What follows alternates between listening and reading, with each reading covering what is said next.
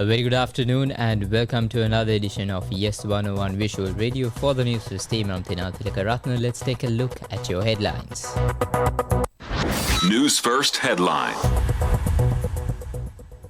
5 years on, Sri Lanka still seeks justice for Easter Sunday attacks. Sri Lanka makes progress at IMF and World Bank meetings. Sri Lankan Airlines adjust flight paths due to regional tensions. News overseas, China hosts foreign naval officials amid South China Sea tensions. And in sports, Verstappen wins Chinese Grand Prix.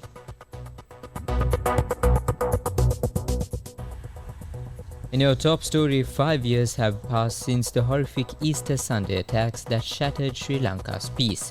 On this solemn anniversary, the island nation remembers the 269 lives lost in the blue bombings that targeted churches and hotels.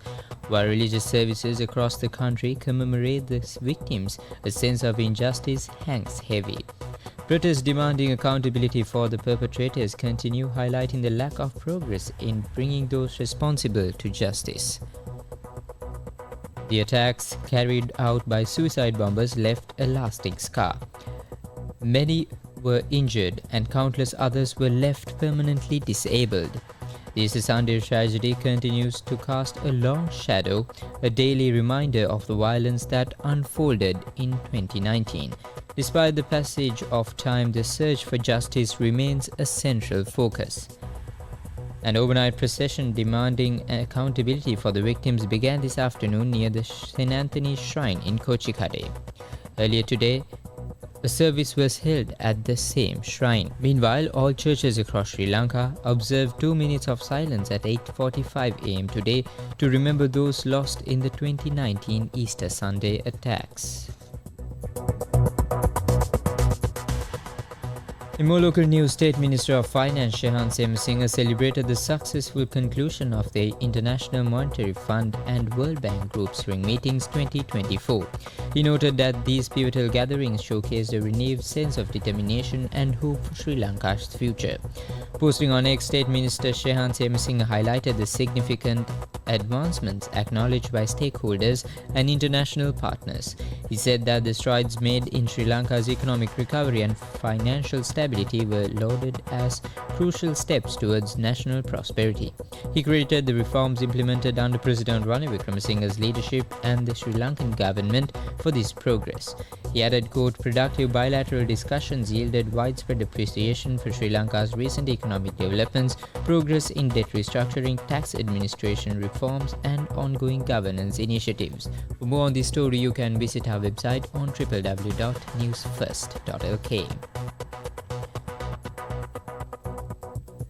In more local news, the Sri Lankan Airlines advises that it is currently modifying its flight paths for European destinations as a precautionary measure amidst the current tensions between Israel and Iran.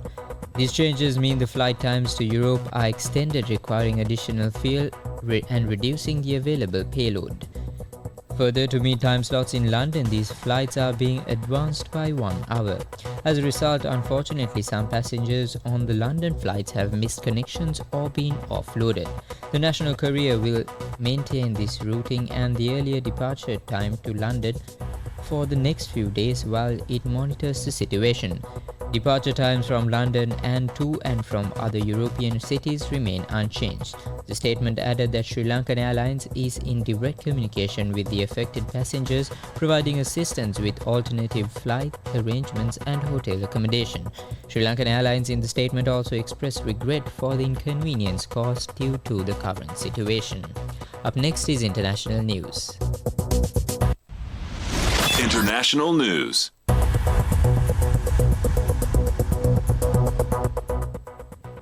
The Chinese Navy kicked off a biennial meeting of top foreign naval officials in the port city of Qingdao in a show of military diplomacy that will be closely watched for signs of more engagement between China and the United States.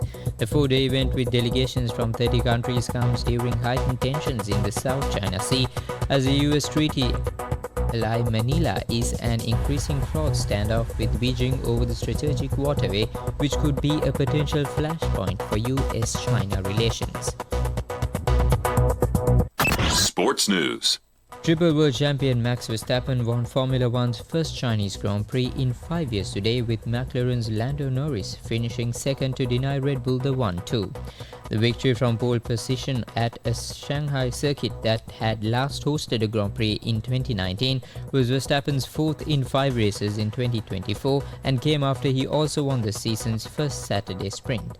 Teammate Sergio Perez, Verstappen's closest championship rival but now 25 points behind, completed the podium after a dry race with 2 safety car periods to bunch up the field. That's all the news we got for you on this edition of Yes 101 Visual Radio. For the Newsfirst team, I'm Tinal Tilakaratna.